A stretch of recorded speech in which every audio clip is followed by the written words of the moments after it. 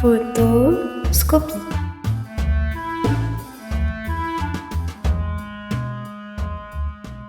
Aujourd'hui, vous allez découvrir une célèbre photographie en compagnie de... Lilia, Camélia, Saad, Nesha.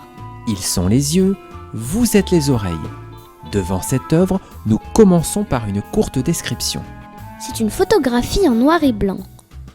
je pense que nous sommes dans un supermarché car je vois des bouteilles sur une étagère. Je ne suis pas d'accord, je pense que nous sommes dans une usine, parce que les objets n'ont pas vraiment la forme de bouteilles. J'ai l'impression que ce sont des bobines de laine. Au centre de la photographie, je vois une fille devant la machine.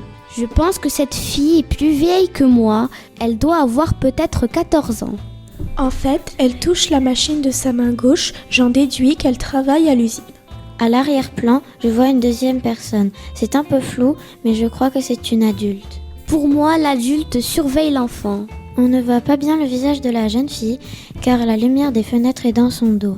Mais j'ai quand même l'impression qu'elle est triste. Le plafond est haut et je vois des cordes qui sont attachées aux machines. Des ampoules descendent du plafond pour éclairer les machines.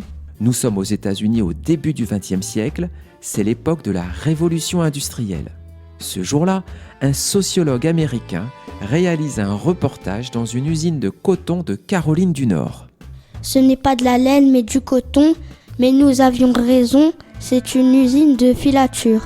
Le coton se cultive dans des grands champs. On cultive le coton aux États-Unis, mais aussi dans des pays comme la Côte d'Ivoire. Le cotonnier est une plante et le coton se récolte sur la fleur.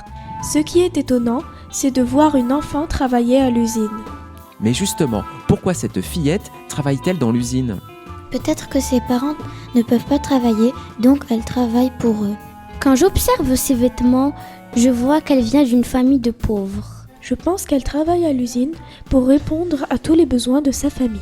Pendant ce temps, elle ne peut pas aller à l'école. En France, l'école était obligatoire à cette époque-là, mais peut-être pas aux États-Unis. La personne qui la surveille est peut-être sa mère pour surveiller qu'elle travaille bien. Cette photographie de Lewis Hine date de 1908. Vous êt désormais invité à regarder l'œuvre intitulée Sadie Pfeiffer, la fille de l'usine de coton.